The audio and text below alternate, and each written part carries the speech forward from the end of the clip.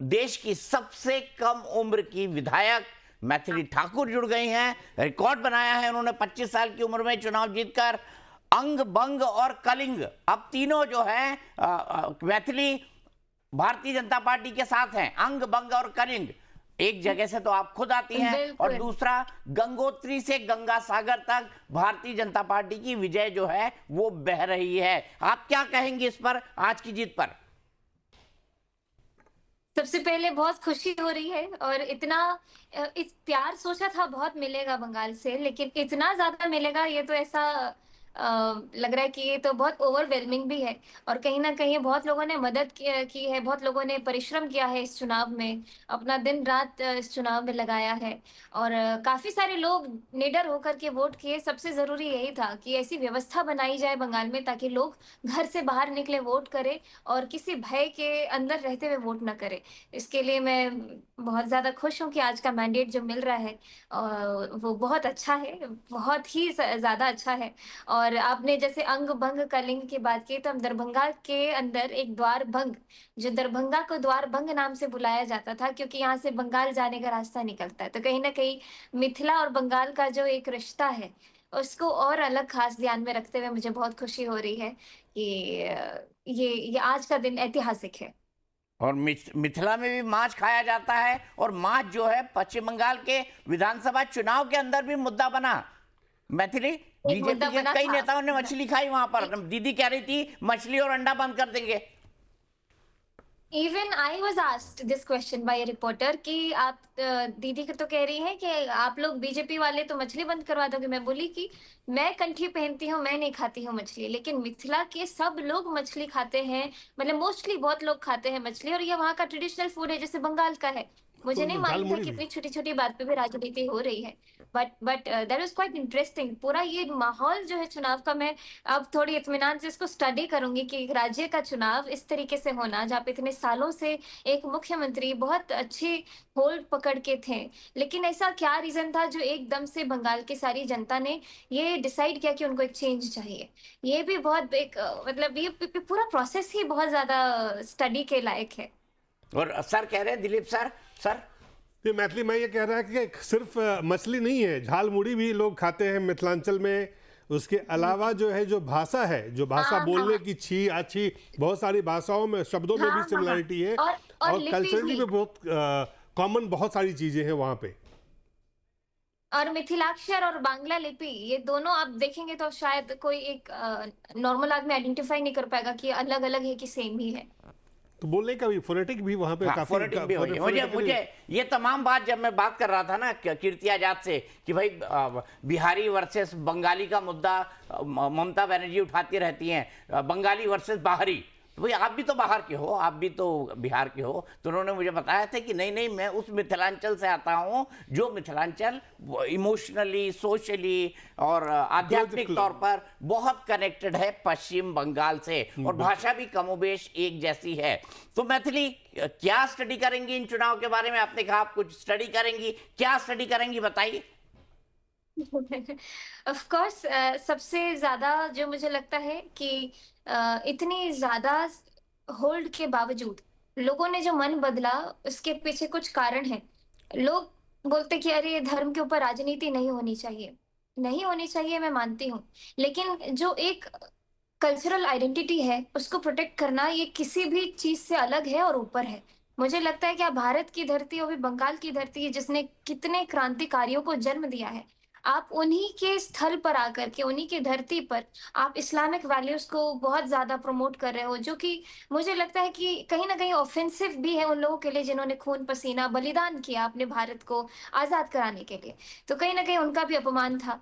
और बहुत सारे ऐसे फैक्टर्स थे, मुझे लग रहा है कि उन्होंने खुद उनके इलेक्शन कैंपेन के दौरान ऐसी चीजें की जिससे उनकी हार साफ साफ उसका प्रपोर्शन बढ़ते गया।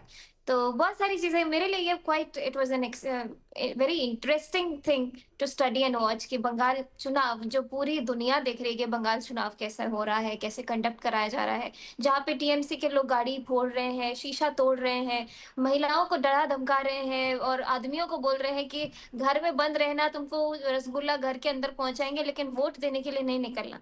मैं तो धन्यवाद कहना चाहती हूँ हमारे जितने सीएपीएफ के जवान जिन्होंने जा करके वहां पे लोगों की सुरक्षा को सुनिश्चित किया, उन्हीं के मेहनत के कारण आज लोग इतने निडर होकर के बाहर वोट करने आए और वोटिंग परसेंटेज इतना बढ़ा। तो मैथिली स्टार कैंपेनर हैं आप, कितनी सभाएं की, कितने दिन तक पश्चिम बंगाल में रही हैं? मैं 4 दिन के लिए थी और मैंने कई 35-36 जगह पे गई और बैठी। गाना रैलीज गाने के लिए कहीं या बोला फिर गया आपको? सभा। हर जगह बोला जाता होगा सर। अच्छा, कहीं मैं गाना एक जगह जाती थी तो वहां के लोग मुझे खींच के दूसरी दूसरी जगह भी ले जाते थे, जो मेरे रूट चार्ट में नहीं था, कि इधर आ जाइए, इधर माहौल बन जाएगा, इधर आ जाइए। तो ये तो हर जगह ऐसा नहीं, होता है। गाना तो गाने के काफी लिए आपको काफी बोला आनंद आता। गया? लोगों ने डिमांड किया कि आप गाना गा के गाने कुछ का सुनाइए? Of course, of course. मुझे जानने वाले उधर बहुत सारे लोग मुझे मिले जो मेरे भजन के रूप में के माध्यम से मुझको जानते हैं, ना कि पॉलिटिशियन के माध्यम से। तो उधर बहुत सारे लोगों ने मुझे भजन गाने के लिए भी बोला, और मैंने रविंद्र ठाकुर जी का गीत सुनाया। तो तो बहुत बहुत एंजॉय किया मैं इन लोगों के बंगला में साथ। सुनाया आपने? बांग्ला में जो सुनाया, जी। हाँ, मैं 2-3 गीत में मेरे मुंह पे था हमेशा। एक तो आए तो बिशोह चोरी हाथे हाथे धोरी धोरी नाची भी घिरी घिरी गाई भी गान अंत बिबीणा सप्तम সুরে বাঁধতো বিতান। और ये 2 लाइन बहुत वहां पे लोग गा रहे थे। पलटानो दरकार चाই बीजेपी सरकार, पलटानो दरकार चाই बीजेपी सरकार। ऐसे ऐसे बहुत सारे अलग अलग स्लोगन्स थे लोगों के, जो उधर जा करके पता चला, और फिर मैं भी उसको अडाप्ट करते गई। आपको लगा था जब आप 4 दिन वहां थी, तब आपको लगा कि बीजेपी सरकार बनाने जा रही है और ममता दीदी हार रही हैं? मैं ऑनेस्टली बोल रही हूँ, मैं एक पॉलिटिशियन के नाते नहीं, किसी पार्टी के अंदर हूँ उसके नाते नहीं, एक बाहरी आउटसाइडर के पीओवी से देखती हूँ, तो मुझे लगता है ये बहुत कांटे की टक्कर है। क्योंकि ममता जी ने भी बहुत बड़ा समय वहां पे बिताया है, बहुत सालों तक वहां पे लीड किया है। लेकिन गलती तभी हो जाती है जब आप रिस्पॉन्सिबिलिटी जो लोग आपसे एक्सपेक्ट कर रहे हैं, जो आपके नैतिक विचारधारा है, कहीं ना कहीं आप उससे हटने लग जाते हो, तो लोगों को पता चलता है कि हम लोग जिनको वोट करके अपना नेता चुन रहे हैं, कहीं ना कहीं वो हमारे लिए ही रिस्पॉन्सिबल नहीं है। तो हमको चेंज चाहिए। तो काफी सारी चीजें, मैं काफी वहां पे बिजनेसमैन लोगों से मिली, जो बड़े बड़े व्यापारी हैं वहां, उनसे मिली। और उन लोगों का अलग टाइप का दुख था। उनका था कि कभी भी बुलडोजर चलवा देते हैं, कभी कुछ अच्छा काम कर तो बुलडोजर चल जाता है। तो उनका ये मैटर था। जितनी महिलाएं थी वो कहीं ना कहीं आरजी कर में जो ये केस हुआ था, उसके बाद जो ममता दीदी का बयान था कि लड़की को 7 बजे के बाहर निकलना ही नहीं चाहिए घर से, तो ये भी एक आहत हुई थी लोगों को, महिलाओं को खास करके, जो अपने ही महिला मुख्यमंत्री से हम ये स्टेटमेंट सुन रहे हैं। तो बहुत सारे ऐसे ऐसे एस्पेक्ट्स थे। ऊपर से एक बहुत ही ज्यादा वायरल क्लिप मैंने देखा, जहाँ पे आप बंगाल की धरती पर हैं, लेकिन आप मक्का मदीना काबा ये सब कर रहे हैं। तो आप कहीं ना कहीं उनका अपमान कर रहे हैं, जिन्होंने अपने देश के लिए लड़ाई की है और देश को आजाद करवाया है। और बंगाल अगर कहा जाए आध्यात्मिक राजधानी की तरह है। स्वामी विवेकानंद, रामकृष्ण परमहंस, जी। बेलूर मठ, मतलब आप देखिए सर, ईश्वर चंद्र विद्यासागर। भारत में रेनेशा की अगर कुछ शुरुआत होती है, जिसके बारे में हमने इतिहास में पढ़ा है, तो स्टार्टेड फ्रॉम बंगाल।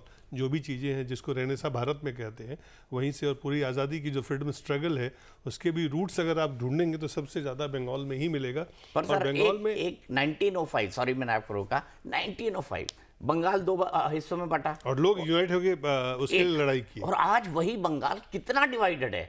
ये देखिए सर, ये आयरनी ऑफ द सिचुएशन है कि आजाद भारत के अंदर पश्चिम बंगाल इस तरह से डिवाइडेड है। सॉरी मैंने आपको नहीं, मैं बिल्कुल, आप आगे जारी रखिए जो आप पूछ रहे थे उनसे। ठीक है, मैं मैथिली के पास चलता हूँ। मैथिली, आप चलते चलते ना एक अच्छा सा हिंदी गाना आप समर्पित कर दीजिए आज की इस जीत को।